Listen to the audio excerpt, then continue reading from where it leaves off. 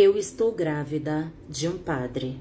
É isso mesmo que vocês ouviram. Eu vou resumir a minha história para vocês entenderem melhor. Eu nasci em uma cidade bem pequena e eu morei até os 19 anos nessa cidade. Mas como no interior do Recife não tinha trabalho, eu fui morar com a minha prima em São Paulo, em uma cidade grande que vocês sabem que tem bastante trabalho.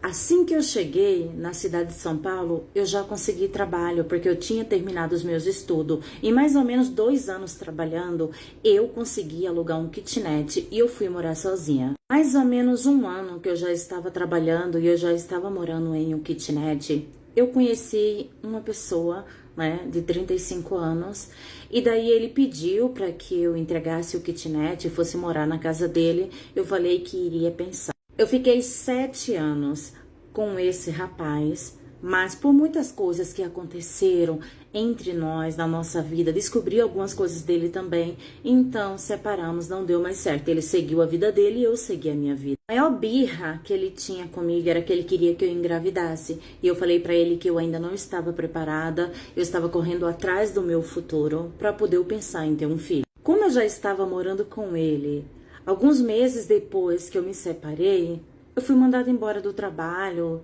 eu e outras pessoas também. Daí eu já não estava bem, né? Recebi aquele valor que tinha que receber. Eu digo, não, eu vou viajar para o interior do Recife e vou ficar uns dias lá na casa da minha irmã para espairecer um pouco a minha mente. E quando eu cheguei lá, ela já percebeu que eu não estava bem. Ela falou, você tem que ir numa igreja, você tem que orar, você tem que buscar. E daí, gente, eu fui para uma igreja católica, né? E fiquei assistindo ali a missa. Só que quando eu olhei para aquele padre, gente, pensa num padre lindo, eu fiquei calada, né? Foi no meu pensamento, né? Eu digo, que homem lindo. Daí eu fiquei na minha, não comentei na parte 2. E o tempo tava ali, né, que eu fui para espairecer a minha cabeça, eu comecei a ir mais na missa e eu comecei realmente a me sentir melhor.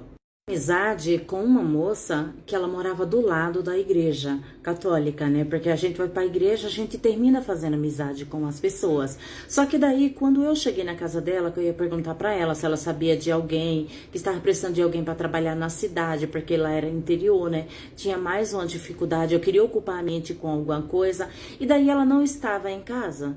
Daí, como eu tinha chamado e ela não atendeu, né? Eu vi quando buzinou. Era o padre que tinha parado o carro, me dando boas-vindas, conversando comigo. Ali eu também comecei a conversar com ele, agradeci também, né, por ele estar me dando as boas-vindas. Por incrível que pareça, depois desse dia, parece que em todo lugar que eu ia, ele já sabia aonde eu estava. Então, eu sempre estava vendo ele. Daí, teve um dia que teve uma missa, gente, e eu percebi que o padre, ele não conseguia tirar os olhos de mim.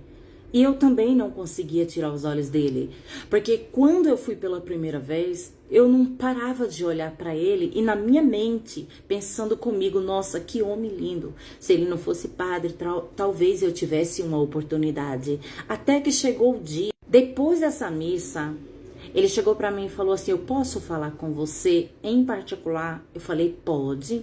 Gente, mas me deu um friozinho assim na barriga, sabe? Porque assim, desde a primeira vez que eu vi ele, eu já fiquei interessada nele, mas eu não imaginei que ele ia falar sobre um assunto que também seria do meu interesse. O particular que ele teve comigo dentro da igreja foi muito rápido. Ele falou, olha, eu estou interessado em você e eu queria te conhecer melhor.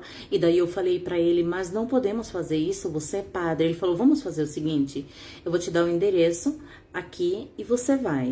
Aí eu falei, que endereço? Ele falou, melhor, não vou te dar nenhum endereço para você ir para outro lugar. Eu prefiro que você vá até minha casa e lá conversamos melhor. O que que você acha? Eu falei, não, por mim tudo bem, portanto que não ficamos em público, porque aí fica ruim para você que é padre e também não pega muito bem para mim que acabei de chegar aqui na cidade. Depois daquele dia, a minha vida mudou.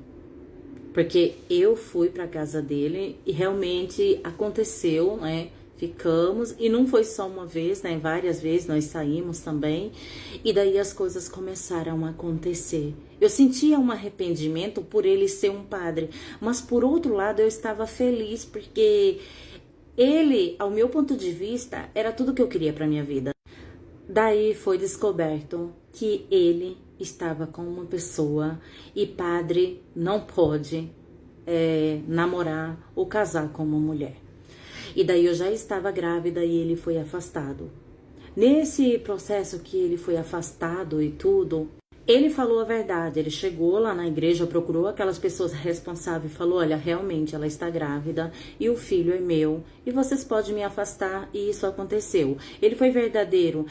No início eu acho que ele não iria falar, sabe? Mas ele terminou falando porque uma outra pessoa observou e já começou a comentar. E vocês sabem quando as pessoas começam a comentar as coisas, né? Ele sempre acrescenta um pouco. Nesse caso nada foi acrescentado, era tudo verdade. Hoje eu estou com 5 meses de gravidez, porém, o que eu quero mesmo é seguir a minha vida, né? O padre já me procurou muito, já conversou comigo.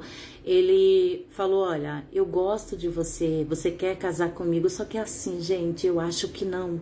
Eu acho que eu vou seguir a minha vida, eu já engravidei mesmo, vou seguir a minha vida, vou cuidar dessa criança, eu estou meio em dúvida. O que aconteceu entre eu e o padre não foi amor, foi coisa de momento. Então eu acredito que eu não estou preparada para me casar com ele, porque eu já sofri demais para ter uma vida com ele. Acredito que não é isso que eu quero, porém veio uma criança.